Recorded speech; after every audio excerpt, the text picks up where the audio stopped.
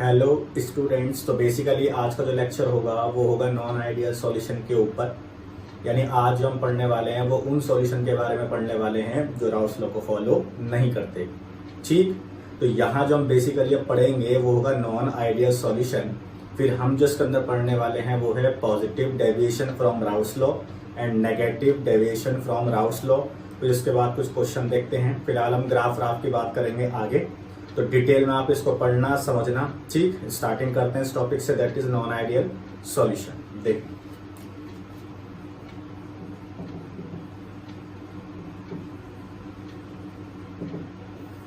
तो फिलहाल हम बात करते हैं अगर नॉन आइडियल सॉल्यूशन की। ठीक, तो ऐसे सॉल्यूशन जो राउल्स लॉ को फॉलो नहीं करते हैं उसे हम बोलते हैं non ideal solution. Previous lecture में मैंने पढ़ाया था ऐसे सॉल्यूशन जो राउल्स लॉ को फॉलो करते हैं उसे हम बोलते हैं आइडियल सॉल्यूशन। ठीक, तो नॉन आइडियल सॉल्यूशन का मतलब क्या होगा? ऐसे सॉल्यूशन जो राउल्स लॉ को फॉलो नहीं करते। ठीक है, दैट मीन्स अगर मैं बात करता हूं डेफिनेशन की, तो the solution which do not follow Raoult's law.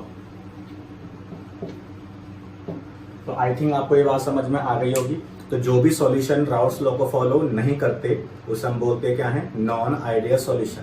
ठीक, अब यहां से जो मेजर पॉइंट है वो निकल के आता है कि अगर नॉन आइडियल सॉल्यूशन की बात कर रहे हैं तो वो राउल्स लॉ को फॉलो नहीं करते, बट जो कंडीशन होगी राउल्स लॉ की वो भी यहाँ पे फॉलो नहीं होगी। ये आपको ध्यान रखना है।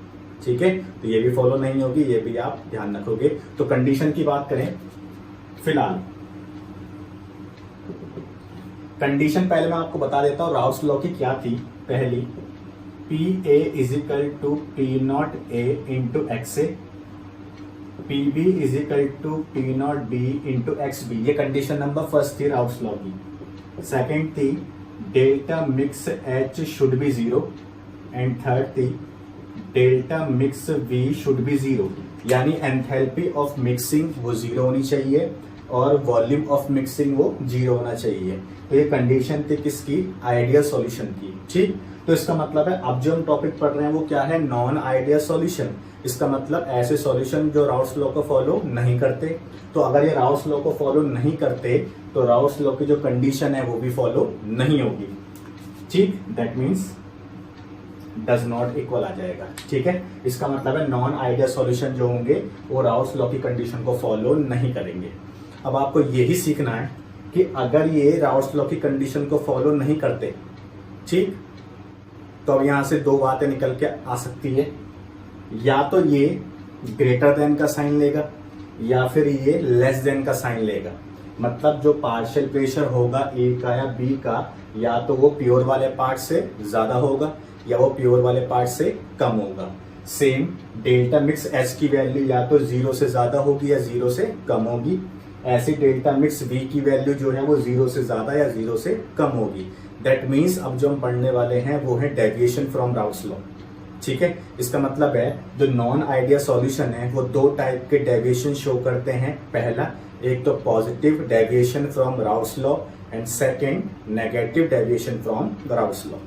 तो ये दो डेविएशन हमें पढ़ने हैं, एक एक करके सीखते हैं। ठीक, तो आई थिंक ये इतना पार्ट आपको समझ में आ गया होगा।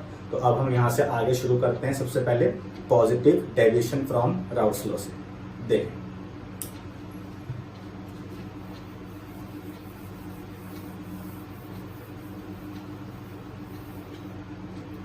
तो फर्स्ट जो हमारे पास पार्ट हो गया that is positive deviation from Raoult's law. ठीक है, तो पहला जो हमारे पास केस होगा वो क्या होगा? Positive deviation from Raoult's law.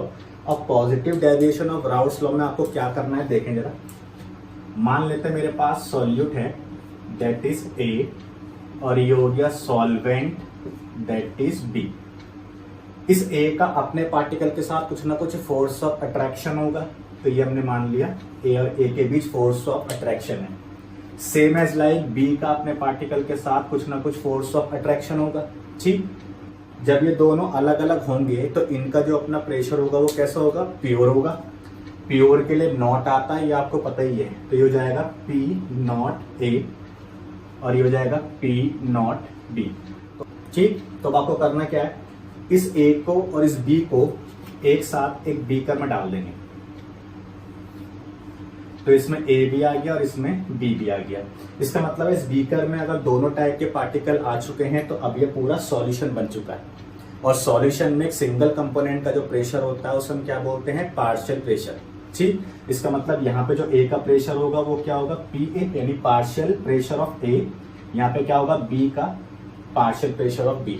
इसमें नॉट नहीं आएगा, ध्यान रखेंगे। नॉट का मतलब क्या होता है, प्योर के लिए, और जहां नॉट नहीं होता इसका मतलब वो कौन सा होता है, पार्शियल होता है। ठीक, तो अब आपने क्या किया, ए को ऐड किया, बी को ऐड किया, तो कुछ ना कुछ फोर्स ऑफ अट्रैक्शन बनेगा, तो ये हो गया।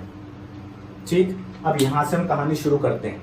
अगर मैं कंपेयर करता हूं आइडियल सॉल्यूशन को, तो आइडियल सॉल्यूशन में क्या था, ए और ए के बीच जितना फोर्स था उतना ही फोर्स बी और बी के बीच में था, उतना ही फोर्स ए और बी के बीच में था, यानी तीनों में जो फोर्स ऑफ अट्रैक्शन था वो एक जैसा था। ठीक, जबकि positive deviation from routes law में क्या होगा कि ये राउट्स लॉ की कंडीशन को तो फॉलो नहीं कर रहे हैं, दैट मीन्स वो वाला पार्ट भी फॉलो नहीं होगा। तो अब आपको यहां से करना क्या है, देखें, ए और ए के बीच जो फोर्स है वो स्ट्रॉन्ग है। ठीक, बी और बी के जो बीच फोर्स है वो भी कैसा है, स्ट्रॉन्ग है। बट ए और बी के बीच जो फोर्स है वो कैसा है, वीक है। तो आप ध्यान रखोगे ये जो दोनों फोर्स हैं ये कैसे हैं, स्ट्रॉन्ग फोर्स हैं। ठीक, और ये वाला जो फोर्स है ये कैसा है, वीक है। तो आई थिंक यहां तक आपको बात समझ में आ गई होगी। ए और ए के बीच जो फोर्स ऑफ अट्रैक्शन है वो कैसा है, स्ट्रॉन्ग है। बी और बी के बीच जो फोर्स ऑफ अट्रैक्शन है वो कैसा है, स्ट्रॉन्ग है। बट जो ए और बी के बीच फोर्स है वो कैसा है, वीक है। यहां से आप ध्यान रखना, पूरी वीडियो को आप लगातार देखोगे तो सारा टॉपिक आपको अच्छे से समझ में आ जाएगा और बहुत सारी चीजें ऐसे निकल के आएंगी जो आपको जाननी बहुत जरूरी है। ठीक, मैं इसका एक एग्जांपल भी लूंगा, वहां पे ए बी टर्म्स नहीं होंगे, कॉमन जो केमिस्ट्री वाले एग्जांपल्स है उसे मैं लूंगा ताकि आपको ये पूरा मेथड समझ में आ जाए।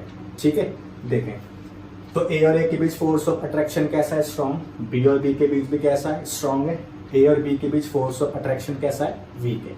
ठीक, अब देखें, अगर मैं इसे हीट करता हूं, इससे भी हीट करता हूं और इससे भी हीट करता हूं, ठीक, तीनों को अगर मैं हीट करता हूं तो मुझे अब यहां से सोचने वाली जो बात लगती है वो ये लगती है कि इनमें से सबसे पहले वेपर प्रेशर कौन जनरेट करेगा।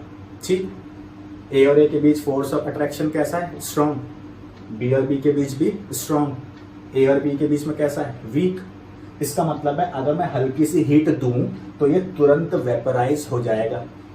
बट अगर मुझे इन बॉन्ड्स को तोड़ना है तो अमाउंट जो लगेगी एनर्जी की वो कहीं ज्यादा लगेगी। इसका मतलब है यहाँ पे फोर्स ऑफ अट्रैक्शन अगर वीक है तो ये इजीली ब्रेक हो सकता है, दैट मीन्स ये इजीली वेपराइज हो सकता है। जबकि यहाँ पे फोर्स कैसे हैं, स्ट्रॉन्ग है। स्ट्रॉन्ग फोर्स होने की वजह से ये वेपराइज थोड़ा लेट होंगे। इसका मतलब है पार्शियल प्रेशर की जो वैल्यू है वो ज्यादा होनी चाहिए as compare to pure pressure. ऐसी पार्शियल प्रेशर की वैल्यू ज्यादा होनी चाहिए as compare to pure pressure. तो आई थिंक आपको यहां से बात समझ में आ गई होगी। यहाँ पे फोर्स ऑफ अट्रैक्शन वीक है, वीक होने की वजह से ये फोर्स ऑफ अट्रैक्शन जल्दी ब्रेक होगा तो ये इजिली हो जाएंगे वेपराइज, और ये जितनी जल्दी वेपर देंगे उतना वेपर प्रेशर ज्यादा डेवलप होगा। जबकि इन दोनों केस में बात करते हैं तो फोर्स ऑफ अट्रैक्शन कैसा है, स्ट्रॉन्ग है। स्ट्रॉन्ग है तो इसका मतलब ये इजीली ब्रेक नहीं होंगे, तो ये इजीली वेपराइज भी नहीं होंगे। तो आई थिंक यहां तक आपको बात समझ में आ गई होगी। तो कंडीशन नंबर फर्स्ट पे हम चलते हैं। देखें, कंडीशन की बात करें तो आप ध्यान से देखें, पहली कंडीशन थी राउट्स लॉ की, P A is equal to P not A into X A और P B is equal to P not B into X B. Condition number A first थी। ठीक, कंडीशन नंबर सेकंड क्या थी, delta mix H should be zero. Condition number third, delta mix B should be zero. तो ये जो तीनों condition है किसके लिए है, आइडियल सॉल्यूशन के लिए है। इसका मतलब है आइडियल सॉल्यूशन अगर राउट्स लॉ को फॉलो करते थे तो राउट्स लॉ की कंडीशन को भी फॉलो करते थे। बट अब जो हम पढ़ रहे हैं टॉपिक वो क्या है, non ideal solution, that means जो राउट्स लॉ को फॉलो नहीं करते। तो अगर राउट्स लॉ को फॉलो नहीं करते तो कंडीशन को भी फॉलो नहीं करेंगे। अब कंडीशन को फॉलो नहीं करेंगे तो मैंने बता दिया, या तो ग्रेटर देन का साइन आएगा या फिर लेस देन का साइन आएगा। ठीक है, देखें, पार्शियल प्रेशर ज्यादा है किससे? प्योर प्रेशर से। ठीक है, यानी ए का जो पार्शियल प्रेशर है वो ज्यादा है किससे? प्योर प्रेशर से। तो यहाँ पे कौन सा साइन आ जाएगा? ग्रेटर देन का। ऐसी पार्शियल प्रेशर ऑफ बी ज्यादा है किससे? प्योर प्रेशर ऑफ बी से। तो यहाँ भी ग्रेटर देन का साइन आ जाएगा। तो condition number first I think आपको समझ में आ गई होगी। यानी अगर मैं पॉजिटिव डेविएशन पढ़ रहा हूं फ्रॉम राउस लॉ से, तो इसका मतलब है यहाँ पे जो पार्शियल प्रेशर होगा वो अपने प्योर प्रेशर से कैसा होगा? ज्यादा होगा। तो आप ये ध्यान रखोगे। पहली कंडीशन आपको समझ में आ गई होगी। ठीक, यहाँ पे फोर्स ऑफ अट्रैक्शन वीक था इसलिए प्रेशर ज्यादा हो गया, यहाँ पे फोर्स ऑफ अट्रैक्शन ज्यादा था इसलिए वेपर प्रेशर कम हो गया। ठीक, तो कंडीशन नंबर पहले हम थर्ड देखते हैं, उसके बाद देखेंगे सेकंड वाली। ठीक, delta mix V should be zero, ये होना चाहिए था बट होगा नहीं। अब क्या नहीं होगा देखें। वॉल्यूम की बात करें, पहले ए और ए के बीच जो फोर्स ऑफ अट्रैक्शन है, बी और बी के बीच में फोर्स ऑफ अट्रैक्शन है, वो कैसा है? स्ट्रॉन्ग है। स्ट्रॉन्ग है तो पार्टिकल कहाँ होंगे? पास पास होंगे। पार्टिकल पास पास होंगे तो वॉल्यूम कैसा होगा? छोटा होगा, यानी कम होगा। अब बात करते हैं जब इन दोनों को मिक्स किया एक बीकर में, तो ए और बी के बीच जो फोर्स ऑफ अट्रैक्शन बना वो कैसा बना? वीक बना है। और अगर वीक बना है तो इसका मतलब क्या है? फोर्स ऑफ अट्रैक्शन अगर वीक होगा तो पार्टिकल दूर दूर होंगे, और दूर दूर होंगे तो वॉल्यूम कैसा होगा? बढ़ जाएगा। और वॉल्यूम बढ़ेगा that means greater than zero. तो आई थिंक ये बात आपको समझ में आ गई होगी। पहले फोर्स ऑफ अट्रैक्शन कैसे थे? स्ट्रॉन्ग थे। तो स्ट्रॉन्ग होने की वजह से पार्टिकल पास पास आएंगे, पास पास आएंगे तो वॉल्यूम डिक्रीज हो जाएगा। ए और बी इन दोनों की बात करें तो फोर्स ऑफ अट्रैक्शन कैसा है? वीक है। फोर्स ऑफ अट्रैक्शन अगर वीक होगा तो पार्टिकल कहाँ होंगे? दूर दूर, और दूर दूर होंगे तो वॉल्यूम बढ़ जाएगा that means greater than zero. या मैं इसको बोल सकता हूं delta mix V is equal to positive. तो मैं इसको ऐसे भी लिख सकता हूं delta mix V is equal to positive, यानी जो वॉल्यूम है वो इंक्रीज हो रहा है। ठीक, अब कंडीशन नंबर जो सेकंड है, delta mix H should be zero, ये होनी चाहिए थी बट हम क्या पढ़ रहे हैं? डेविएशन पढ़ रहे हैं। डेविएशन वर्ड का बेसिकली मीनिंग क्या होता है? जो चीज हम फॉलो नहीं करते। तो ये राउस लॉ की कंडीशन थी जिसे हम फॉलो अभी नहीं कर रहे हैं, क्योंकि हम जो केस पढ़ रहे हैं वो कौन सा है? नॉन आइडियल का है। ठीक, कंडीशन नंबर सेकंड को अब देखें कि कैसे कैसे ये सॉल्व होगी। देखें, कंडीशन नंबर सेकंड की बात करें तो आप पहले इसको ध्यान से समझें। ये जो मैंने अलग अलग पोर्शन बनाया है ये सिर्फ आपको समझाने के लिए बनाया है, क्योंकि आपको ये वेल नोन है कि जब सॉल्यूट और सॉल्वेंट को आप डालोगे एक साथ तो वो पूरा पूरा सॉल्यूशन तो बनेगा, बट ये सारी कहानी जो होगी वो तो एक ही बीकर के अंदर होगी ना। ठीक, तो आप ध्यान रखना है जो पूरी कहानी चल रही है वो एक ही बीकर के अंदर है। तो मैं इस बीकर को बड़ा बना देता हूं ताकि आपको समझ में आ जाए। देखिए,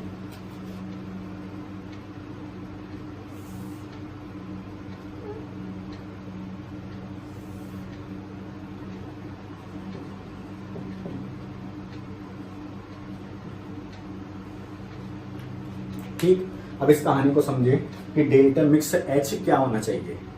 आपने 11वीं में पढ़ा होगा कि अगर कोई रिएक्शन चलती है, ठीक, मान लेते हैं अगर आपने हैबर रिएक्शन पढ़ी है N2 + 3H2 it gives 2NH3, ठीक, तो कोई भी रिएक्शन अगर चलती है तो उस केस में दो काम होते हैं, एक तो एंडोथर्मिक और एक एक्सोथर्मिक। ठीक है, यानी किसी भी रिएक्शन के अंदर अगर हम बात करते हैं तो कुछ पोर्शन एंडोथर्मिक का चलता है, कुछ पोर्शन एक्सोथर्मिक का चलता है। सभी को पता है अगर मुझे बॉन्ड को तोड़ना है तो एनर्जी देनी पड़ेगी, और बॉन्ड को बनाना है तो एनर्जी रिलीज होगी। तो यहां से दो बातें आप पहले सीख लो ताकि आपको बात समझ में आ जाए। देखें, पहली बात, बॉन्ड ब्रेकिंग,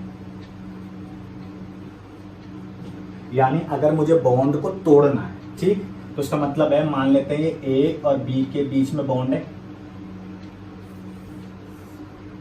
ठीक, तो ये ए और बी के बीच में बॉन्ड है जिसको मुझे तोड़ना है। अगर मुझे इस बॉन्ड को तोड़ना है तो एनर्जी मुझे देनी पड़ेगी, और एनर्जी अगर दूंगा दैट मीन्स ये केस कौन सा हो गया? ये केस हो गया एंडोथर्मिक का। तो आई थिंक ये बात आपको समझ में आ गई होगी कि अगर मुझे किसी भी बॉन्ड को ब्रेक करना है तो ब्रेक करने के लिए मुझे एनर्जी देनी पड़ेगी, और एनर्जी अगर दे रहा हूं दैट मीन्स ये कैसा हो गया? केस एंडोथर्मिक का हो गया।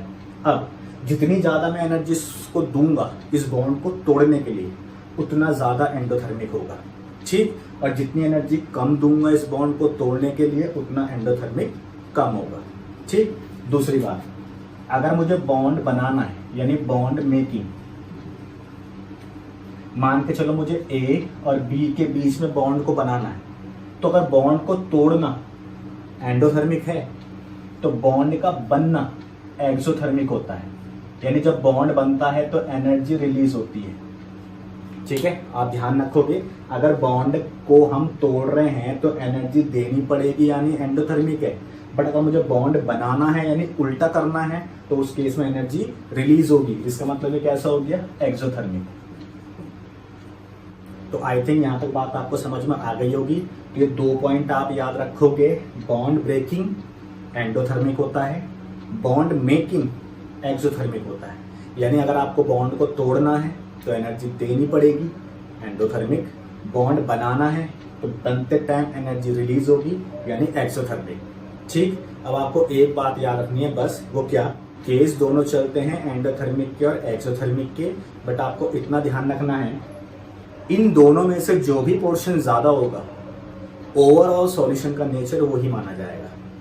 ठीक, मैं रिपीट कर रहा हूं फिर से, इन दोनों में से एंडो या एक्सो, इन दोनों में से जो भी ज्यादा होगा, चाहे वो एंडो ज्यादा हो चाहे वो एक्सो ज्यादा हो, तो इन दोनों में से जो भी पोर्शन ज्यादा होगा सॉल्यूशन का नेचर वही होगा। मान के चलने एंडो ज्यादा है एक्सो कम है तो ओवरऑल सॉल्यूशन का नेचर एंडोथर्मिक होगा। अब की बार मान लेते हैं एक्सो ज्यादा है एंडो कम है तो ओवरऑल सॉल्यूशन का जो नेचर होगा वो एक्सोथर्मिक होगा। यानी जो भी ज्यादा होगा सॉल्यूशन का नेचर वैसा ही होगा। ठीक, देखिए अब हमने क्या किया, इस पोर्शन को मैंने हीट दी, यानी इस पूरे बीकर को जब मैंने हीट दी, जब मैं हीट दूंगा तो पहले ए और ए के बीच का बॉन्ड टूटेगा, बी और बी के बीच का बॉन्ड टूटेगा, तभी तो ए और बी के बीच में बॉन्ड बनेगा। ठीक, तो जब मैंने हीट दी तो ये बॉन्ड टूटे, जब ये दोनों बॉन्ड टूटे तो दोनों बॉन्ड कैसे हैं, स्ट्रांग है। बॉन्ड का टूटना कैसा होता है, एंडोथर्मिक। तो अगर मैं इसको हीट दे रहा हूं पूरे बीकर को तो वो हीट इन दोनों बॉन्ड को तोड़ने में काम आ रही है। दोनों बॉन्ड कैसे हैं, स्ट्रांग है। स्ट्रांग है तो इसका मतलब मोर एंडोथर्मिक, एंडोथर्मिक तो है ही क्योंकि मैं इन दोनों बॉन्ड को तोड़ रहा हूं, तो बॉन्ड का टूटना कैसा हुआ, एंडोथर्मिक। और बॉन्ड कैसे हैं, स्ट्रांग है। स्ट्रांग है तो एनर्जी ज्यादा देनी पड़ेगी, इसलिए ज्यादा एंडोथर्मिक हो गया। इसका मतलब है मेरे पास आ गया मोर एंडोथर्मिक। तो आई थिंक आपको बात समझ में आ गई होगी कि ए और बी इन दोनों को जो मैंने तोड़ा है, ठीक, तो तोड़ने के लिए एनर्जी मैंने कैसे दी है, ज्यादा दी है, इसलिए मोर एंडोथर्मिक हो गया। ठीक, अब यहां से आगे बढ़े, यहां से टूट के ए आ गया, अभी मैं इसको हटा रहा हूं, ठीक है, यहां से टूट के ए आ गया, यहां से टूट के बी आ गया। अब इन दोनों के बीच जो बॉन्ड बना वो कैसा बना, ये बन गया बॉन्ड। बॉन्ड बनना कैसा होता है, एक्सोथर्मिक। तो एनर्जी रिलीज होगी यहां से, अगर एनर्जी रिलीज होगी तो एक्सोथर्मिक हुआ, एक्सो लिख दिया। ठीक, अब देखो जो बॉन्ड बना है वो कैसा बना है, वीक बना है। यानी जब ये बॉन्ड बना होगा तो एनर्जी रिलीज तो हुई है, एनर्जी रिलीज तो हुई है बट कम रिलीज हुई है, और अगर कम रिलीज हुई है तो लेस एक्सो हो गया। तो आई थिंक आपको ये बात समझ में आ गई होगी, मैंने इन बॉन्ड को तोड़ने के लिए जो एनर्जी दी है वो कैसी दी है, ज्यादा दी है, इसलिए मोर एंडोथर्मिक। ए और बी के बीच जो बॉन्ड बना है तो बॉन्ड बनना एक्सो तो है, बट इन दोनों के बीच जो बॉन्ड बना है वो कैसा बना है, वीक बना है। और वीक बना है तो इसका मतलब एनर्जी कम बाहर आई है, और कम बाहर आई है इसलिए लेस एक्सो। ठीक, अब इस पूरे सॉल्यूशन का नेचर देखें, मोर एंडो लेस एक्सो, इसका मतलब ओवरऑल सॉल्यूशन का नेचर कैसा हुआ, एंडोथर्मिक। क्योंकि मैंने भी बोला है जो भी ज्यादा होगा सॉल्यूशन का नेचर वही माना जाएगा। ठीक, इसका मतलब है मोर एंडोथर्मिक इस सॉल्यूशन का नेचर होगा, और एंडोथर्मिक का मतलब ग्रेटर देन 0। ठीक, या मैं इसको बोल सकता हूं delta mix H is equal to positive. तो ये तीनों केस आपको अच्छे से समझ में आ गए होंगे। यानी जब हम पढ़ते हैं positive deviation from routes law तो शॉर्ट एंड ट्रिक क्या है, ग्रेटर देन का साइन आएगा तीनों में। ये शॉर्ट एंड ट्रिक का ध्यान रखना, जब हम पढ़ेंगे positive deviation from routes law तो ग्रेटर देन का साइन आएगा तीनों में, ये आप ध्यान रखोगे। ठीक, तो आई थिंक ये पूरा क्वेश्चन आपको समझ में आ गया होगा। एग्जाम्पल देखते हैं, थोड़े बहुत इससे क्वेश्चन देखते हैं ताकि आपको समझ में आ जाए। तो फिलहाल मैं यहाँ पे हल्का सा ड्रॉ कर दूं ताकि आपको जो एग्जाम्पल्स हैं वो समझ में आ जाए कि कैसे कैसे करना है। देखें, हमने कंडीशन जो पढ़ी जो निकल के आई। तो कंडीशन क्या क्या निकल के आ गई? पहली कि P A is greater than P not A X A, greater than P not B X B. ठीक। कंडीशन नंबर सेकंड निकल के आई है delta mix H greater than 0। Condition third निकल के आई है delta mix V greater than 0। तो यहां मैंने कंडीशन लिख दी है। ठीक। मैं यहाँ पे हल्का सा पोर्शन और लिख दूं ताकि आपको रिकॉल होता रहे, जो जो मैं पढ़ा रहा हूँ वो साथ साथ समझ में आता रहे। ठीक है, देखें हमने इसमें क्या पढ़ा कि जो सॉल्यूट है और जो सॉल्वेंट है, ये ए है, ये बी है। ए और ए के बीच फोर्स कैसा है? स्ट्रांग है। बी और बी के बीच फोर्स कैसा है? स्ट्रांग है। ए और बी के बीच फोर्स कैसा है? वीक है। अब देखें यहाँ pure pressure of A, pure pressure of B, partial pressure of A, partial pressure of B. मैं वही चीज लिख रहा हूं जो सेम मैंने अभी लिखी है ताकि आपको एग्जाम्पल समझ में आ जाए आगे। ठीक। तो ये प्योर प्रेशर कैसा था? कम। ये कैसा था? कम। ये कैसा था? ज्यादा। और ये कैसा था? ज्यादा। क्योंकि अभी तुमने पढ़ा है कि फोर्स ऑफ अट्रैक्शन वीक था, इसलिए वेपर जल्दी आएगी। ठीक। और ज्यादा आएंगी। यहाँ पे अट्रैक्शन कैसा है? स्ट्रांग है, इसकी वजह से वेपर कम आएगी। ठीक। अब एग्जाम्पल शुरू करते हैं कि कौन से ऐसे एग्जाम्पल होंगे जो पॉजिटिव डेविएशन शो करते हैं फ्रॉम राउल्स लॉ। ठीक है, देखिए example first, ethanol and water का मिक्सचर। तो इथेनॉल और वाटर का जो मिक्सचर होता है ये पॉजिटिव डेविएशन शो करता है फ्रॉम राउल्स लॉ। अब ये पॉजिटिव डेविएशन कैसे शो करेगा, उसके लिए कंडीशन ये होनी चाहिए। ठीक। तो आप लेट कर लें, ये ए है और ये बी है। ठीक। तो आप लेट करके चलें, ये ए है और ये बी है। C2H5OH ये हो गया इथेनॉल। तो ए और ए के बीच में फोर्स कैसा होना चाहिए? Strong. Ethanol make hydrogen bond. तो इथेनॉल जो है वो हाइड्रोजन बॉन्ड बना सकता है अपने ही मॉलिक्यूल के साथ। तो ये इथेनॉल हो गया, ये भी इथेनॉल हो गया। ठीक। तो इन दोनों के बीच क्या हो जाएगी? Hydrogen bonding. ऐसे यहां आगे और ऐसे यहां आगे। तो ये हो गया ए और ए के बीच में स्ट्रॉन्ग बॉन्ड। ध्यान रखना दैट इज हाइड्रोजन बॉन्ड। मैं इसको H बॉन्ड लिख रहा हूं। ठीक है। तो ये हो गया ए और ए के बीच में स्ट्रॉन्ग बॉन्ड, यानी इथेनॉल वर्सेस इथेनॉल की बात करें तो दोनों के बीच कौन सा बॉन्ड है? हाइड्रोजन बॉन्ड, यानी स्ट्रॉन्ग बॉन्ड है। अब बात करते हैं बी की। ठीक। तो बी की बात करें, बी आपके पास कौन है? वाटर है। वाटर है, इसका मतलब ये हो गया OH H OH H। तो वाटर भी तो अपने साथ हाइड्रोजन बॉन्डिंग शो कर सकता है। इसका मतलब है वाटर अपने साथ हाइड्रोजन बॉन्डिंग शो कर सकता है। तो ये हो गया हाइड्रोजन बॉन्डिंग, ऐसी आगे होगी और ऐसी यहाँ भी होगी। ठीक। इसका मतलब ये हो गया बी और बी के बीच स्ट्रॉन्ग बॉन्ड। तो आई थिंक आपको यहाँ तक समझ में आ गया होगा। ए और ए के बीच में स्ट्रॉन्ग बॉन्ड हो गया यानी हाइड्रोजन बॉन्ड। बी और बी के बीच में भी क्या हो गया? स्ट्रॉन्ग बॉन्ड यानी हाइड्रोजन बॉन्ड। तो इन दोनों को एक बीकर में डाल दें। ठीक। जब आप इन दोनों को एक बीकर में डालोगे तो ए और बी के बीच में, ठीक, ए और बी के बीच में कैसे बॉन्ड होने चाहिए? वीक होने चाहिए। यानी इथेनॉल और वाटर को जब मैं मिक्स करूंगा तो मिक्स करने के बाद वीक बॉन्ड बनना चाहिए। ठीक है। तो मैं आपको इस साइड दिखा देता हूं ताकि आपको समझ में आ जाए। ठीक है, देखें ये हो गया इथेनॉल। ये वाला जो पोर्शन है मैं आपको यहां दिखा रहा हूं ताकि आपको समझ में आ जाए। ये हो गया वाटर, ये हो गया ए और ये हो गया बी। क्या इथेनॉल और वाटर हाइड्रोजन बॉन्डिंग कर सकते हैं? हाँ, कर सकते हैं। ठीक। तो ये हो गया H और ये हो गया O। तो आपको पता है हाइड्रोजन बॉन्डिंग फ्लोरीन, ऑक्सीजन और नाइट्रोजन के साथ होती है जनरली। ठीक। तो यहाँ पे ऑक्सीजन है जिस वजह से हाइड्रोजन बॉन्डिंग हो गई। ठीक। ऐसी आगे होगी और ऐसी यहाँ होगी। अब आप खुद सोचो, अगर ये भी हाइड्रोजन बॉन्डिंग है तो हाइड्रोजन बॉन्डिंग तो यहाँ भी है, स्ट्रॉन्ग है। हाइड्रोजन बॉन्डिंग यहाँ भी है, स्ट्रॉन्ग है। हाइड्रोजन बॉन्डिंग यहाँ भी है, स्ट्रॉन्ग है। तो तीनों में तो फोर्स ऑफ अट्रैक्शन एक जैसा आ रहा है। जबकि हमें क्या चाहिए? ए और ए के बीच स्ट्रॉन्ग चाहिए, वो है। बी और बी के बीच स्ट्रॉन्ग चाहिए, वो भी है। बट ए और बी के बीच तो वीक चाहिए, यानी ये वाला जो पोर्शन है ये में कैसे चाहिए? वीक चाहिए। अब ये वीक बनेगा कैसे? वो देखें, C2H5 work as hydrophobic group.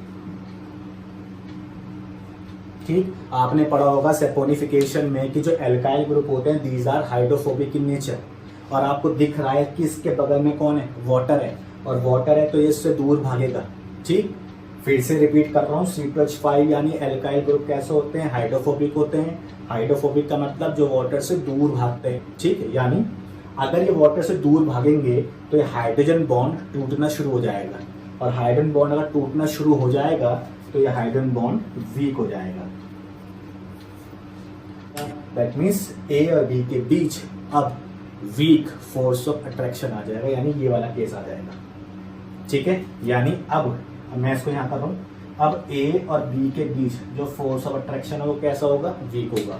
यानी इथेनॉल और वाटर के बीच जो हाइड्रोजन बॉन्डिंग बनी है वो अब कैसी होने वाली है, वीक होने वाली है। तो आई थिंक आपको ये समझ में आ गया होगा। ठीक है, तो आप अब डायरेक्टली ध्यान रखोगे कि इथेनॉल और जो वाटर का मिक्सचर होता है ये पॉजिटिव डेरिवेशन शो करता है फ्रॉम राउल्स लॉ।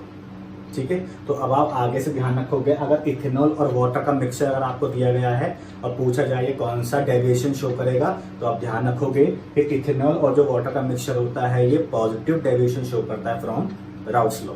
ठीक है, और अगर पॉजिटिव डेविएशन शो करता है तो कंडीशन आपके सामने ये तीनों। ठीक है, पूछ सकता है कि इथेनॉल और वाटर को मिक्स करने के बाद what is the sign of delta mix H, तो डेल्टा मिक्स H का साइन क्या होगा, ग्रेटर देन 0 यानी पॉजिटिव।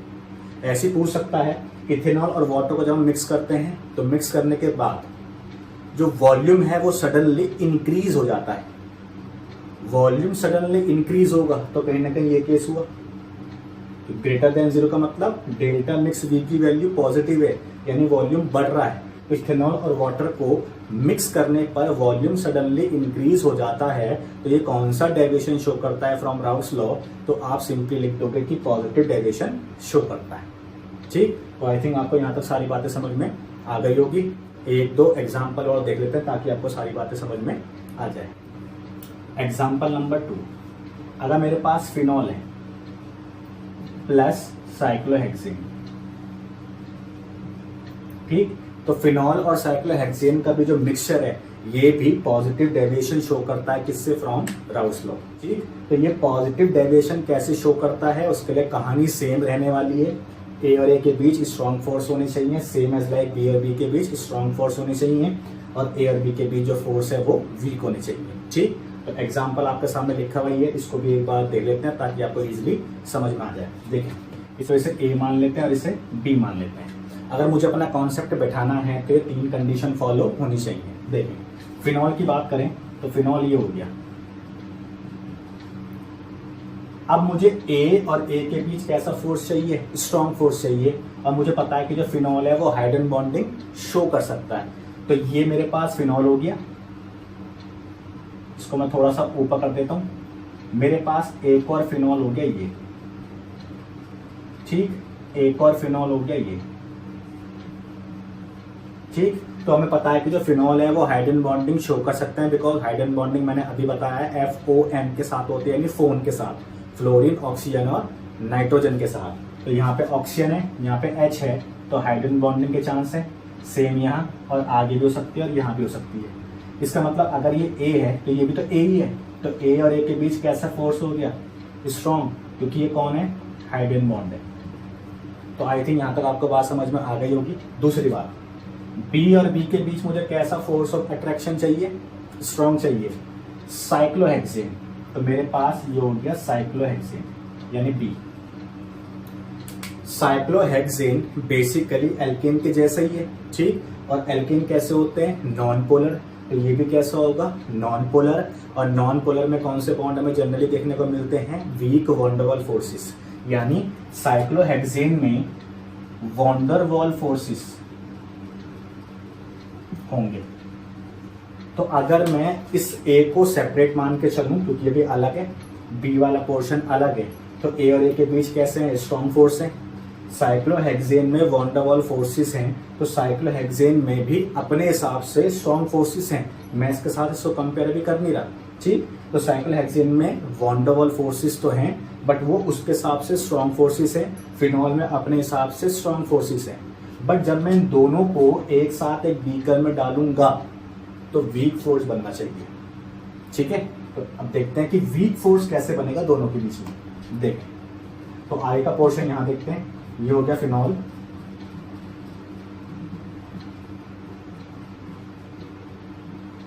बस 3 बहुत है ताकि आपको समझ में आ जाए। ठीक, तो ये फिनॉल हो गया मेरे पास। अब ये जो साइक्लोहेक्सेन है, आपने एक रूल ऑफ थंब पढ़ा होगा, लाइक डिसॉल्व लाइक, यानी पोलर वाले पोलर में घुलते हैं और नॉन पोलर वाले नॉन पोलर में घुलते हैं। फिनॉल कैसा होता है? पोलर, बिकॉज इसमें पार्शियल पॉजिटिव और पार्शियल नेगेटिव चार्ज होता है। सभी को पता है, एच पे पार्शियल पॉजिटिव होता है, ओ पे पार्शियल नेगेटिव होता है। ठीक, तो फिनॉल तो पोलर हो गया, बट ये जो साइक्लोहेक्सेन है कैसा है? नॉन पोलर है। इसका मतलब ये दोनों एक दूसरे में डिसॉल्व नहीं होंगे। तो जो साइक्लोहेक्सेन है वो इस हाइड्रोजन बॉन्ड के ऊपर आ जाता है। अब क्योंकि इसमें से एक पोलर है, दूसरा कैसा है? नॉन पोलर है, दैट मीन्स डिसॉल्व नहीं होंगे, और डिसॉल्व नहीं होंगे तो इसका मतलब क्या है कि जो साइक्लोहेक्सेन है वो इन हाइड्रोजन बॉन्ड के ऊपर आ जाती है और झूला सा झूलती है, जिसकी वजह से जो हाइड्रोजन बॉन्ड है वो धीरे धीरे टूटना शुरू हो जाते हैं। और धीरे धीरे अगर टूटना शुरू हो गए तो ए और बी के बीच जो फोर्स है वो कैसा हो गया? वीक हो गया। तो आई थिंक आपको ये बात समझ में आ गई होगी। फिनॉल पोलर है, साइक्लोहेक्सेन नॉन पोलर है, तो डिसॉल्व नहीं होंगे। तो जो फिनॉल के बीच हाइड्रोजन बॉन्डिंग है, तो ये साइक्लोहेक्सेन इस हाइड्रोजन बॉन्डिंग के ऊपर आ जाते हैं, जिसकी वजह से ये हाइड्रोजन बॉन्डिंग धीरे धीरे टूटना शुरू हो जाती है, जिसकी वजह से ए और बी के बीच जो फोर्स ऑफ अट्रैक्शन है वो कैसा हो गया? वी।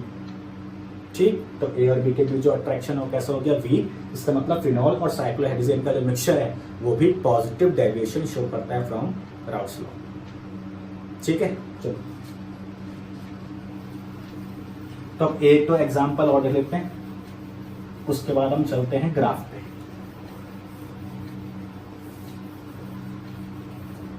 देखें एग्जांपल 3 सिमिलर है, कोई चेंज नहीं करना। अब आप इतना समझ चुके हो कि मैं करना क्या है। अगर मैं मिथेनॉल वर्सेस वाटर का मिक्सचर लूं तो ये भी राउट लॉ से पॉजिटिव डेविएशन शो करता है। ठीक, बिकॉज मिथेनॉल है, हाइड्रोजन बॉन्डिंग होगी, सेम केस है। वाटर है, हाइड्रोजन बॉन्डिंग होगी, सेम केस है। जब इन दोनों को एक साथ एक बीकर में डालोगे तो हाइड्रोजन बॉन्डिंग दोनों के बीच होगी, ये भी ठीक है। बट फिर से वही CH3 ग्रुप आ गया, यानी अल्काइल ग्रुप जो कि हाइड्रोफोबिक है, जिसकी वजह से वाटर और मिथेनॉल में हाइड्रोजन बॉन्डिंग वीक हो जाएगी। तो कुल मिलाकर ये पहले वाले केस के जैसा ही आप ध्यान रखोगे। तो ये होगा हमारे पास example in case of positive deviation from Raoult's law. अब ग्राफ देखते हैं, ठीक, उसके बाद कुछ क्वेश्चन देखते हैं। ठीक, देखिए अगर मुझे ग्राफ को समझना है तो कंडीशन तो आपके पास ही लिखी पड़ी है। ठीक, फिलहाल देखें मेरे पास पहले तो मैं ग्राफ बना रहा हूँ आइडियल सॉल्यूशन के लिए, क्योंकि आइडियल सॉल्यूशन राउस लॉ को फॉलो करते हैं। तो जो ग्राफ राउस लॉ का होगा वो ही ग्राफ किसका होगा? आइडियल सॉल्यूशन का होगा। बट फिलहाल जो हम ग्राफ पढ़ रहे हैं वो किसका है? Positive deviation from Raoult's law, यानी नॉन आइडियल सॉल्यूशन हमारे पास है, और जब हम ग्राफ बना रहे हैं तो पॉजिटिव डेविएशन का बना रहे हैं। ठीक है, तो पहले मैं आइडियल का ग्राफ ड्रॉ कर दूं। X A is equal to 1, X A is equal to 0, X B is equal to 0, X B is equal to 1। ये पी नॉट ए है, ये पी नॉट बी है।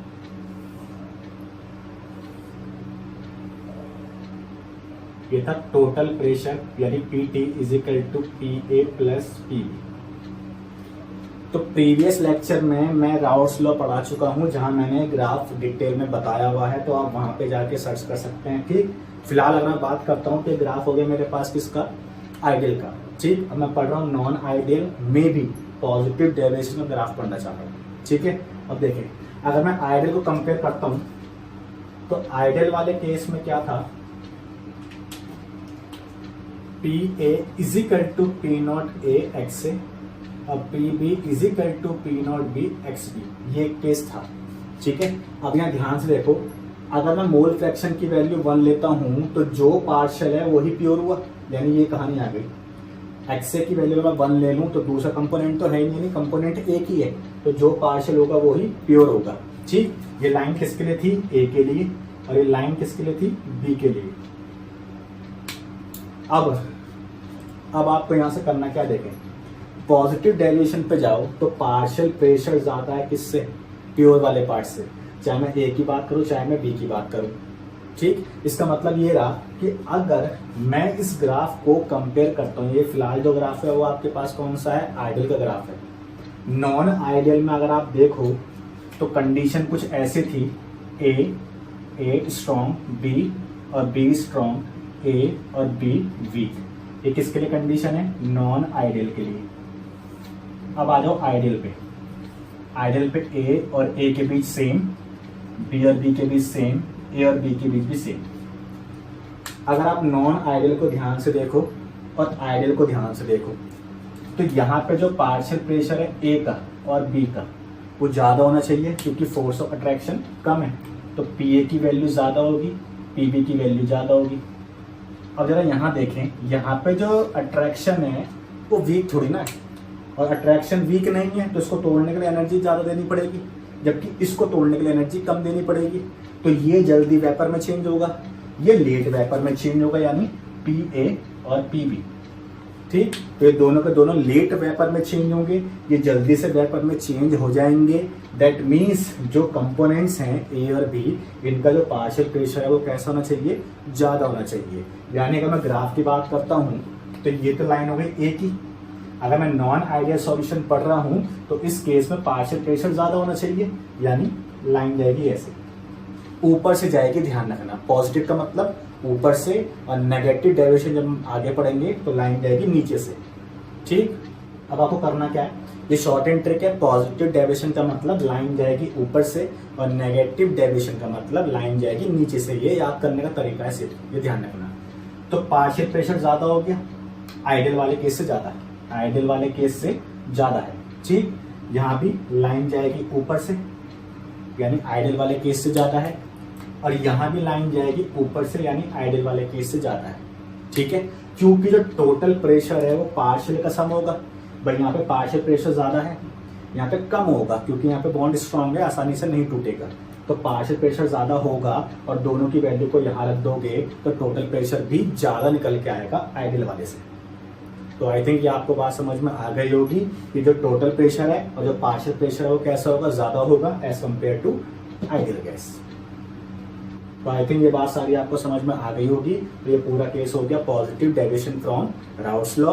अगर आपको पॉजिटिव डेविएशन अच्छे से समझ में आ गया है तो नेगेटिव डेविएशन भी इजीली आपको समझ में आ जाएगा, क्योंकि नेगेटिव डेविएशन वाले में जस्ट आपको रिवर्स करना है और कुछ नहीं।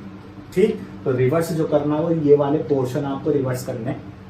नॉन आइडियल सॉल्यूशन में पॉजिटिव डेविएशन का केस अगर ये है तो नेगेटिव डेविएशन का मतलब ए और ए के बीच में फोर्स वीक होने चाहिए, बी और बी में वीक होने चाहिए, ए और बी में स्ट्रांग होने चाहिए, यानी आपको उल्टा करना है।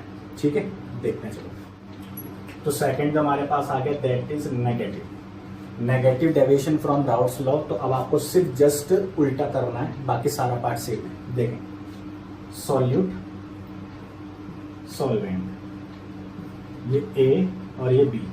अब की बार ए और ए के बीच फोर्स वीक होना चाहिए, बी और बी के बीच फोर्स वीक होना चाहिए। तो ये हो गया वीक फोर्स, ये प्योर हो गया पी नॉट ए, ये प्योर हो गया P not B. Same case वही है सारा। अब आप दोनों को एक साथ एक बीकर में डाल दो, तो ये हो गया ए और ये हो गया बी। अब की बार इनमें फोर्स कैसे हैं, वीक है, तो अब की बार आप इनमें स्ट्रॉन्ग कर दो। फिर से वही partial pressure of A, partial pressure of B. ठीक, फिर से सेम काम, हीट करें, इसे भी हीट करें और इससे भी हीट करें। अब आपको दिखाई दे रहा है कि अगर हम तीनों को हीट करते हैं, मैंने पहले बता दिया है सारा काम एक ही बीकर में हो रहा है, सिर्फ समझने के लिए मैं ऐसे कर रहा हूँ अलग अलग, ताकि आपको अच्छे से समझ में आ जाए। ठीक है, देखिए तीनों को अगर मैं हीट करता हूँ तो यहाँ पे फोर्स ऑफ अट्रैक्शन कैसा है, स्ट्रॉन्ग है, यहाँ पे अट्रैक्शन कैसा है, वीक है। तो सबसे जल्दी वेपर कौन देगा, सोचने वाली बात है। ये दोनों देंगे जल्दी से वेपर, और ये लेट देगा, क्योंकि यहाँ पे फोर्स ऑफ अट्रैक्शन कैसा है, स्ट्रॉन्ग है, तो ज्यादा एनर्जी देनी पड़ेगी तब जाके ये ब्रेक होगा। तो कुल मिलाकर अगर ये दोनों वीक हैं तो जल्दी से वेपोराइज हो जाएंगे, मतलब इनके बॉन्ड जल्दी से टूट जाएंगे। तो जल्दी से टूट जाएंगे तो जल्दी से वेपर देंगे। तो प्योर प्रेशर ए का ज्यादा हुआ, बी का भी ज्यादा हुआ। ठीक, पार्शियल प्रेशर कम हो गया और यहाँ भी कम हो गया। तो आई थिंक ये बात आपको समझ में आ गई होगी। तो कंडीशन भी देख लेते हैं फिर से। कंडीशन क्या थी, first P A is equal to P not A X से होना चाहिए था। और P B is equal to P not B X भी होना चाहिए था, बट हम क्योंकि डेविएशन पढ़ रहे हैं वो भी कौन सा, नेगेटिव। ठीक, तो ये वाला पैटर्न तो फॉलो नहीं होगा। अब देखते हैं क्या होगा। पार्शियल प्रेशर जो है ए का वो कम आ रहा है, देखो किससे, प्योर से। तो पार्शियल प्रेशर जो है ए का वो कम आ रहा है किससे, प्योर से। तो अब की बार लेस देन का साइन आ जाएगा ऐसे। ठीक है, यानी इस बार पार्शियल प्रेशर की वैल्यू कम है किससे, प्योर से। ठीक, सेकेंड, यहाँ पे पार्शियल प्रेशर ऑफ बी की वैल्यू क्या है, कम, किससे, प्योर से। यानी प्योर वाला पार्ट ज्यादा है, तो यानी ऐसा आ जाएगा। तो कंडीशन नंबर फर्स्ट आपको इजीली समझ में आ गई होगी, सेम वही है बट आपको अब रिवर्स करना है। ठीक है, देखें condition number 2, delta mix H 0 होना चाहिए था बट होगा तो नहीं। Delta mix V should be 0, ये भी 0 होना चाहिए बट होगा नहीं। ठीक है, यहां से आपको आगे क्या करना है जरा देखें। सेकंड वाले पार्ट को यानी डेल्टा मिक्स एच को भी थोड़ी देर में समझेंगे, पहले थर्ड वाला पार्ट समझ लेते हैं वॉल्यूम का। ठीक, तो वॉल्यूम 0 होना चाहिए था, जो कि होता नहीं है। क्यों नहीं होता फिलहाल अभी देखते हैं। ए और ए के बीच अट्रैक्शन कैसा है, कम है। बी और बी के बीच में अट्रैक्शन कम है, यानी फोर्स ऑफ अट्रैक्शन कम होगा तो पार्टिकल कहाँ होंगे, दूर दूर। तो वॉल्यूम कैसा है, ज्यादा है। ठीक, जब इन दोनों को एक साथ मिक्स किया तो ए और बी के बीच फोर्स कैसा आया, स्ट्रॉन्ग। अब अगर स्ट्रॉन्ग फोर्स आ गए तो पार्टिकल कहाँ आएंगे, पास पास, और पार्टिकल पास पास आएंगे तो वॉल्यूम डिक्रीज हो जाएगा। यानी पहले फोर्स ऑफ अट्रैक्शन कम था तो पार्टिकल दूर थे, अब अट्रैक्शन ज्यादा हो गया तो पार्टिकल पास आ गए, दैट मीन्स वॉल्यूम डिक्रीज हो गया, और डिक्रीज हो गया तो लेस देन का साइन आ जाएगा। ठीक, तो आई थिंक ये बात आपको समझ में आ गई होगी कि लेस देन का साइन आएगा, या मैं बोल सकता हूं कि delta mix V is equal to negative.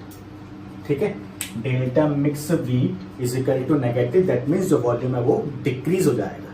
ठीक, कंडीशन नंबर सेकंड को देखते हैं। Delta mix H should be 0, यानी एनर्जी की बात हम करना चाह रहे हैं, तो एनर्जी वाला पैटर्न भी सेम रहेगा जो हमने पीछे पढ़ा है, सेम करना है। देखें फिर से पूरा एक बीकर हो गया,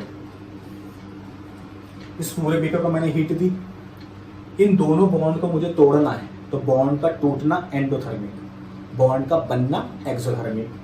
तो इन दोनों बॉन्ड को तोड़ने के लिए मैंने एनर्जी दी। भाई जब ये दोनों टूटेंगे तब जाके यहाँ से ए आएगा और यहाँ से बी आएगा।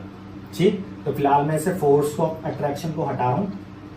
ठीक, तो फिलहाल मैंने इसको एनर्जी दी, दोनों फोर्स कैसे हैं, वीक है, तो इसका मतलब आसानी से टूट जाएंगे, तो एनर्जी कम देनी पड़ेगी, एनर्जी कम देनी पड़ेगी, that means less endo.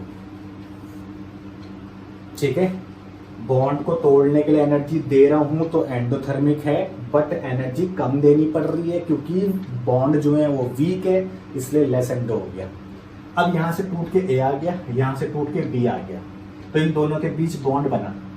Bond बनने का मतलब है एनर्जी रिलीज होगी, बट जो बॉन्ड बना है वो कैसा बना है, स्ट्रॉन्ग। तो एक्सो तो है बट कैसा है, मोर। ठीक है, क्योंकि यहां ए और बी के बीच जो बॉन्ड बना है तो एक्सोथर्मिक तो केस है। ए और बी के बीच में बॉन्ड का बनना एक्सोथर्मिक तो है क्योंकि एनर्जी रिलीज हुई है, बट जो दोनों के बीच में बॉन्ड बना है वो कैसा बना है, स्ट्रॉन्ग बना है, और स्ट्रॉन्ग बना है तो मोर एक्सोथर्मिक हो गया। अब इन दोनों को कंपेयर करें, लेस एंडोथर्मिक, मोर एक्सोथर्मिक, और हमें पता है दोनों में से जो भी पार्ट सबसे ज्यादा होगा वो इस सॉल्यूशन का नेचर होगा। इसका मतलब है लेस एंडो और मोर एक्सो में ये वाला पार्ट ज्यादा है, मोर एक्सो। इसका मतलब एक्सोथर्मिक का केस हुआ, और एक्सोथर्मिक का केस है तो delta mix H less than 0, या बोल सकता हूं delta mix H is equal to negative. तो आई थिंक ये बात आपको समझ में आ गई होगी। आप इसको इजीली अंडरस्टैंड कर सकते हैं। पॉजिटिव डेविएशन में ग्रेटर देन का साइन आएगा सब में, और नेगेटिव डेविएशन में लेस देन का साइन आएगा सब में। पॉजिटिव डेविएशन का मतलब प्लस वाला साइन आएगा दोनों में, और नेगेटिव डेविएशन का मतलब माइनस वाला साइन आएगा दोनों में।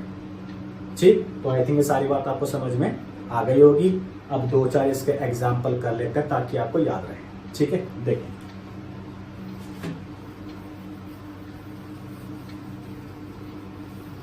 तो मैं फिलहाल इसको रफ नहीं कर रहा ताकि आपको बात समझ में आ जाए। दोनों के बीच अट्रैक्शन कम रहना चाहिए, दोनों के बीच अट्रैक्शन अब ज्यादा आना चाहिए, तब जाके वो एग्जाम्पल नेगेटिव डेविएशन को शो करेगा। ठीक, देखें एग्जाम्पल फर्स्ट। जैसे मेरे पास है क्लोरोफॉर्म यानी CHCl3, तो क्लोरोफॉर्म प्लस एसीटोन का मिक्सचर, ठीक है। तो ये हो गया मेरे पास क्लोरोफॉर्म और ये हो गया एसीटोन का मिक्सचर। अब आपको यहां से इजीली समझ में आ जाएगा, क्लोरोफॉर्म पोलर होता है, एसीटोन भी पोलर होता है, ठीक। अब क्लोरोफॉर्म पोलर है तो डायपोल डायपोल फोर्सेस होंगे, आपने 11वीं पढ़ा होगा। एसीटोन भी पोलर है तो यहाँ पे डायपोल डायपोल फोर्सेस होंगे, दोनों में डायपोल डायपोल फोर्सेस होंगे, ठीक है। अब एक बार इसको हल्का सा मैं आपको बता दूं ताकि आपको याद रहे। ये हो गया क्लोरोफॉर्म, H पार्शियल पॉजिटिव तो C पे कैसा चार्ज आएगा, पार्शियल नेगेटिव, तो क्या बन गया डायपोल। डायपोल का मतलब डीपी भी लिख सकते हैं। तो ऐसी बात करता हूं एसीटोन में, तो एसीटोन हो गया ये। अब सभी को पता है कि oxygen is more negative than carbon, तो O पे चार्ज पार्शियल नेगेटिव और C पे चार्ज पार्शियल पॉजिटिव, तो यहाँ भी डायपोल जनरेट हुआ है, तो ये भी अपने मॉलिक्यूल के साथ डायपोल डायपोल फोर्स के थ्रू अटैच हो जाएगा। तो कुल मिलाकर कहानी ये आई कि क्लोरोफॉर्म एक पोलर मॉलिक्यूल है तो डायपोल डायपोल फोर्सेस होंगे इसके अपने मॉलिक्यूल के साथ। ऐसी एसीटोन भी कैसा है, पोलर है यानी डायपोल बनाता है, तो ये भी अपने मॉलिक्यूल के साथ डायपोल डायपोल फोर्सेस से बाउंड होगा। इसका मतलब A और A के बीच फोर्स ऑफ अट्रैक्शन कैसा है, वीक। B और B के बीच फोर्स ऑफ अट्रैक्शन कैसा है, वीक। अब दोनों को मिक्स करेंगे तो अट्रैक्शन ज्यादा होना चाहिए। अब भी डायपोल डायपोल अपने आप में तो स्ट्रांग होते हैं ना, यानी जो रिजल्ट है वो कहीं ना कहीं यहां से निकल के आएगा, जो रिजल्ट है वो कहीं ना कहीं यहां से निकल के आएगा, क्योंकि डायपोल डायपोल भी भले वीक है बट अपने आप में तो स्ट्रांग है। जब तक तुम दोनों को ऐड नहीं करोगे तब तक तुम्हें पता नहीं लगने वाला कि जो अब अट्रैक्शन बना है नया वो स्ट्रांग बना है या वीक बना है। तो दोनों को अब एक साथ एक बीकर में डालते हैं और चेक करते हैं। देखिए ये हो गया क्लोरोफॉर्म, ठीक, और ये हो गया एसीटोन। अब आपको पता ही है कि ये वाला पार्ट पोलर है, ये वाला पार्ट भी पोलर है। अब यहाँ पे कहानी ये हुई है कि जो ये क्लोरोफॉर्म है इसका जो H है वो इस एसीटोन के O के साथ हाइड्रोजन बॉन्डिंग कर लेता है, ठीक है। क्लोरोफॉर्म का जो ये H है वो इस एसीटोन के साथ हाइड्रोजन बॉन्डिंग कर लेता है। अभी हमने पढ़ा है कि हाइड्रोजन बॉन्डिंग के लिए FON होना चाहिए, बट यहाँ पे CH है, बट यहाँ पे क्योंकि 3 Cl है जिस वजह से ये वाला H हाइड्रोजन बॉन्डिंग के लिए इजीली पार्टिसिपेट कर सकता है, ठीक। तो इसका मतलब है अगर यहाँ पे हाइड्रोजन बॉन्डिंग हुई है तो अब हम यहाँ से इजीली बता सकते हैं कि जो डायपोल डायपोल फोर्सेस है वो हाइड्रोजन बॉन्डिंग से थोड़ा वीक होते हैं, ये आप ध्यान रखना। तो इसका मतलब है हाइड्रोजन बॉन्डिंग जो बनी है इन दोनों के बीच, इसका मतलब ये प्रूफ हो गया कि क्योंकि हाइड्रोजन बॉन्डिंग स्ट्रांग होती है किससे, डायपोल डायपोल से। तो अब समझ में आ गया पहले फोर्स कैसे थे, वीक, और अब जो फोर्स कैसे हैं, स्ट्रांग। तो कुल मिलाकर ये केस आ गया, पहले फोर्स कैसे थे, वीक, और अब स्ट्रांग। दैट मीन्स क्लोरोफॉर्म और एसीटोन का जो मिक्सचर है वो नेगेटिव डेविएशन शो करता है किससे, फ्रॉम राउल्स लॉ, ठीक। तो ये एग्जांपल आपको समझ में आ गया होगा। तो पेपर में बाय चांस सिंपली ऐसे पूछ लेते हैं कि क्लोरोफॉर्म को जब एसीटोन में मिक्स किया जाता है तो मिक्स करने के बाद ये राउल्ट लॉ से कौन सा डेविएशन शो करते हैं, that means negative deviation show करते हैं, ठीक है। या जब क्लोरोफॉर्म और एसीटोन को मिक्स किया जाता है तो मिक्स करने के बाद वॉल्यूम में क्या चेंजेस क्रिएट होते हैं, ये क्वेश्चन हम आगे भी करेंगे, ठीक है। फिलहाल आपको ये बात समझ में आ गई होगी। एक दो एग्जांपल और देख लेते हैं ताकि आपको अच्छे से समझ में आ जाए, ठीक है। देखिए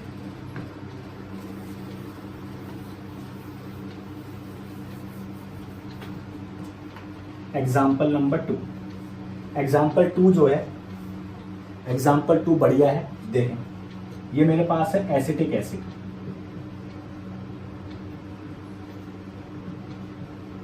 आप जरूर नहीं है एसिटिक एसिड, फॉर्मिक एसिड, कोई सा भी एसिड यूज कर सकते हैं, ठीक। प्लस ये मेरे पास है पिरिडीन, तो मार्कर अभी थोड़ा सा लाइट चल रहा है, ठीक। तो ये हो गया मेरे पास पिरिडीन, तो ये हो गया एसिटिक एसिड और ये हो गया पिरिडीन,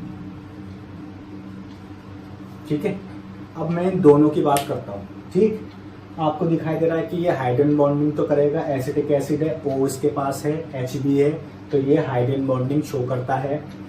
इसकी बात करते हैं पिरिडीन की, तो नाइट्रोजन तो ये रहा, ये कार्बन, ये कार्बन, ये कार्बन, ये कार्बन, ये कार्बन। आपको पता ही है कि nitrogen is more negative than carbon. इसका मतलब है नाइट्रोजन पे पार्शियल नेगेटिव होगा, बगल वाले कार्बन पे पार्शियल पॉजिटिव होगा। इसका मतलब यहाँ पे डायपोल डायपोल फोर्सेस होंगे। ठीक, मैं आपको हल्का सा बता देता हूँ, partial negative, partial positive, partial positive, because nitrogen is more negative than carbon. तो कार्बन पे पार्शियल पॉजिटिव आ गया। ऐसे आगे बढ़ सकता है, कोई दिक्कत नहीं। नाइट्रोजन पे पार्शियल नेगेटिव है। अब देखें यहाँ कुल मिलाकर ये पिरिडीन पोलर मॉलिक्यूल हुआ, यानी डायपोल जनरेट कर रहा है, ये पोलर हुआ। तो इसका मतलब यहाँ पे कौन से फोर्स होंगे, डीपीडीपी, यानी डायपोल डायपोल फोर्सेस। अब आ जाते हैं एसिटिक एसिड पर। तो acetic acid hydrogen bonding show करता है क्योंकि इसके पास O और H है। ठीक, तो ये हाइड्रोजन बॉन्डिंग शो करता है। अब भाई hydrogen bonding dipole dipole forces से कैसी होती है, स्ट्रांग होती है। मैं इनको कंपेयर नहीं कर रहा, मैं तो डालने के बाद देखूंगा कि जो नया अट्रैक्शन बना है वो कैसा बना है। स्ट्रांग अगर बन गया तो नेगेटिव डेविएशन है, नहीं तो नहीं है। ठीक, तो दोनों को अब एक साथ ऐड करने पर क्या कहानी होगी, यही आपको देखना है। ठीक, तो इसे अच्छे से देखें ताकि आपको समझ में आ जाए। ठीक, देखें, तो ये हो गया एसिटिक एसिड। ठीक, और ये हो गया मेरे पास पिरिडीन। अब आप सभी को पता है एसिटिक एसिड, एसिड कौन होते हैं, जो H+ देते हैं। नाइट्रोजन अपने लोन पेयर की वजह से कैसा होता है, बेस। एसिड अपने H+ के देने की वजह से क्या होता है, एसिड। इसका मतलब ये एसिड है अपने H+ के देने की वजह से, ये बेस है अपने लोन पेयर की वजह से। ठीक, अब आपने ब्रॉन्सेट थ्योरी पढ़ी होगी, तो ब्रॉन्सेट एंड लॉरी थ्योरी क्या थी, जो H+ देंगे वो एसिड, जो H+ लेंगे वो बेस। इसका मतलब अगर ये एसिड है तो ये H+ देगा, ये बेस है तो ये H+ लेगा। तो इसका मतलब है ये लोन पेयर है, ये पकड़ लेता है इस H को और ये बॉन्ड यहाँ शिफ्ट। तो नई स्ट्रक्चर क्या बनी, देखें, ये हो गया CH3CO O-। ठीक, और ये क्या बना, N के लोन पेयर ने किससे पकड़ लिया, H को, तो ये H आ गया। और जो भी अपने लोन पेयर डोनेट करता है उस पर चार्ज कौन सा आता है, पॉजिटिव, तो ये पॉजिटिव हो गया। अब आप जरा ध्यान से देखें, ये नेगेटिव, ये पॉजिटिव, इसका मतलब है आयन पेयर बन गया। अब आपको पता होगा कि जो आयन पेयर है यानी प्लस माइनस का चार्ज है, तो जो आयनिक वाला पार्ट होता है वो सबसे ज्यादा स्ट्रांग माना जाता है, हाइड्रोजन बॉन्डिंग से भी और डीपीडीपी से भी। इसका मतलब A और B के बीच जो अट्रैक्शन बना है वो कैसा बना है, स्ट्रांग बना है। इन दोनों के बीच जो भी फोर्सेस हैं वो तो मैं दिख गए, बट इन दोनों को मिक्स करने के बाद कुछ ये कहानी निकल के आई है आयन पेयर वाली, यानी प्लस और माइनस का चार्ज आया है, मीन्स ये आयनिक पार्ट है। तो अगर ये आयनिक पार्ट है तो इसमें कौन से फोर्स होंगे, इलेक्ट्रोस्टैटिक फोर्स, यानी अट्रैक्शन बहुत ज्यादा होगा।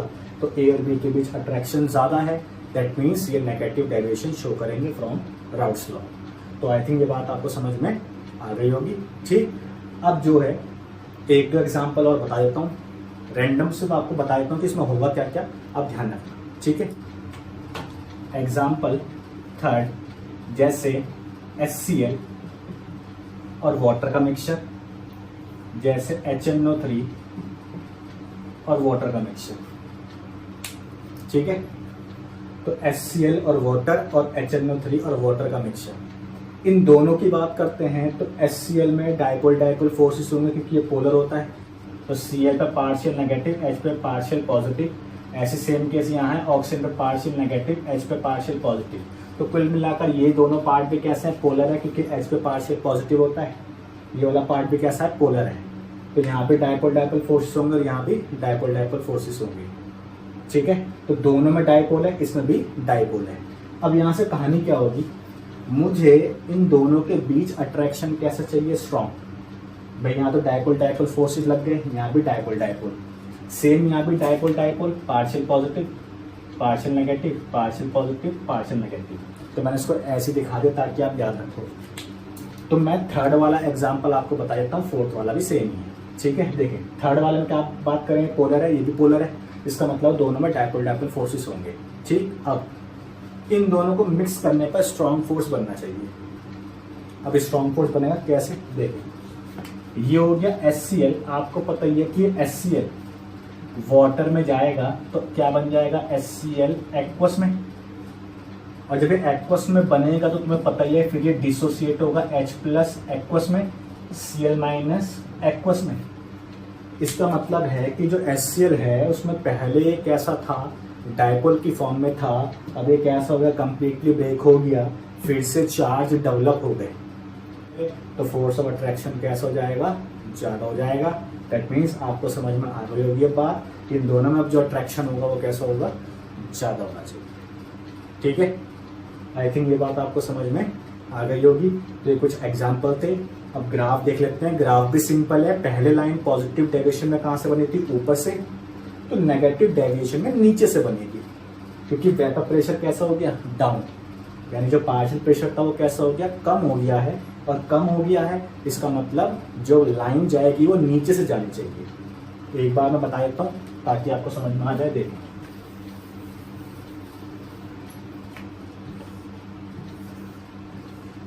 तो ये हो गया P0 A, XA is equal to 1 और XB is equal to 0, XA is equal to 0 और XB इज इक्वल टू 1, ये हो गया P0 B। तो ये वाली लाइन तो हो गई हमारे पास आइडियल की line, total pressure is equal to PA plus PB, ये लाइन हो गई PA की, ये लाइन हो गई PB की। ठीक है, तो फिलहाल ये केस मेरे पास कौन सा हो गया, आइडियल का हो गया। अब जो हम पढ़ रहे हैं वो क्या है, नॉन आइडियल, यानी ये नॉन आइडियल में भी कौन सा है, नेगेटिव डेविएशन। नेगेटिव का मतलब जो हमने पॉजिटिव वाले में पढ़ा है कि लाइन ऊपर से जाएगी, तो नेगेटिव वाले में लाइन जाएगी नीचे से, क्योंकि अब की बार जो पार्शियल प्रेशर है वो डाउन हो गया है। ठीक, तो पार्शियल जो प्रेशर है वो डाउन हो गया तो लाइन जाएगी नीचे से, पार्शियल प्रेशर अगर डाउन हो गया तो लाइन जाएगी नीचे से। ठीक है, अब आपको पता ही है जब पार्शियल प्रेशर दोनों डाउन हो चुके हैं, दोनों को यहाँ रख दूंगा तो टोटल भी कैसा आएगा, डाउन, तो इसका मतलब ये लाइन भी जाएगी नीचे से। ठीक, तो आई थिंक ये बात आपको समझ में आ गई होगी कि ये ग्राफ कैसे आया है, ये लाइन नीचे से क्यों आई है। ठीक, तो अब जो बचता है आपके पास, 2-4 क्वेश्चन देख लेते हैं ताकि आपको सारी बातें समझ में आ जाए कि जो पॉजिटिव डेविएशन है और जो नेगेटिव डेविएशन है उसके क्वेश्चन कैसे कैसे में भी पूछे जा सकते हैं। ठीक है, देखें, जैसे मान लेते हैं क्वेश्चन है A और B। ठीक, ये दो मेरे पास कोई लिक्विड है, ठीक, A और B, इन दोनों को एक साथ एक बीकर में डाल दिया। बीकर में डालने के बाद जो वॉल्यूम है वो सडनली इंक्रीज हो गया।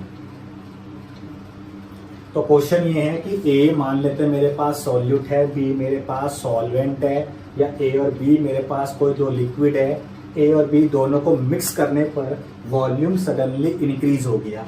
तो इंक्रीज होने पर ये कौन सा डेविएशन शो करेगा, राउट्स लॉ से, what is the sign of delta mix H। तो इस केस में वॉल्यूम जो है वो क्या लिखा हुआ है, इंक्रीज लिखा हुआ है। इसका मतलब जब A और B को आपने मिक्स किया तो वॉल्यूम इंक्रीज हुआ। वॉल्यूम इंक्रीज का मतलब हुआ कि delta mix V should be positive या delta mix V greater than 0। तो आपको हिंट पता लग गई कि जो वॉल्यूम अगर वो बढ़ रहा है तो डेल्टा मिक्स V की वैल्यू कैसी होनी चाहिए, पॉजिटिव या फिर ग्रेटर देन 0। तो डेविएशन कौन सा हुआ, पॉजिटिव, यानी पॉजिटिव डेविएशन शो करेगा फ्रॉम राउट्स लॉ। ठीक, दूसरा डेल्टा मिक्स H की वैल्यू क्या होगी, अगर ये पॉजिटिव डेविएशन शो कर रहा है तो डेल्टा मिक्स H की वैल्यू भी क्या होगी, पॉजिटिव होगी। तो आई थिंक ये बात आपको समझ में आ गई होगी कि ये क्वेश्चन कैसा था। ठीक, देखें नेक्स्ट क्वेश्चन मान लेते हैं, फिर से A और B है, दोनों को एक साथ एक बीकर में डाल दिया, तो जो सॉल्यूशन बना है वो वार्म हुआ। ठीक, यानी जब A और B इन दोनों को हमने एक साथ एक बीकर में डाल के सॉल्यूशन बनाया तो सॉल्यूशन बनाने पर वो सॉल्यूशन गर्म हो गया। अब वो सॉल्यूशन अगर गर्म हो गया तो ये कौन सा डेविएशन शो कर रहा है राउट लॉ से, या इस केस में वॉल्यूम बढ़ेगा या डिक्रीज होगा, जो भी आपके पास पैटर्न है वो आपको बताना है। ठीक, अब देखें, जब ए और बी को आपने एक साथ मिक्स किया तो सॉल्यूशन कैसा हो गया, वार्म। वार्म का मतलब सॉल्यूशन हो गया गर्म। गर्म का मतलब जरूर एनर्जी रिलीज हुई होगी, यानी एक्सोथर्मिक केस हुआ है।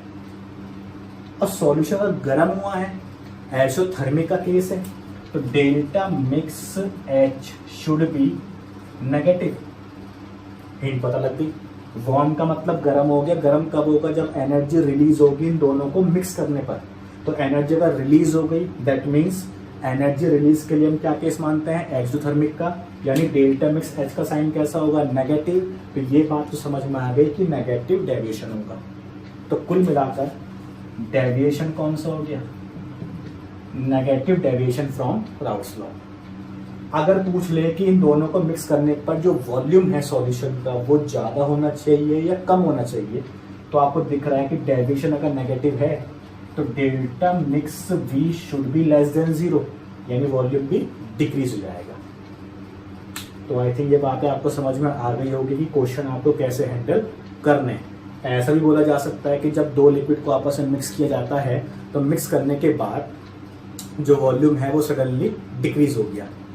तो वॉल्यूम अगर डिक्रीज हो गया तो उस केस में क्या क्या कहानी होगी। ठीक है, वॉल्यूम अगर डिक्रीज हो रहा है तो आप ये केस दे सकते हो। वॉल्यूम डिक्रीज का मतलब क्या है, लेस देन 0। और वॉल्यूम अगर डिक्रीज हो रहा है तो डेल्टा एच भी लेस देन 0। और डिक्रीज वर्ड का मतलब जरूर नेगेटिव डेविएशन हुआ है, किससे, राउट्स लॉ से। मैंने बिल्कुल डिटेल में पढ़ाया ताकि आपको कोई भी दिक्कत ना आए। तो आई थिंक ये सारी बात आपको समझ में आ गई होगी। Okay, thank you.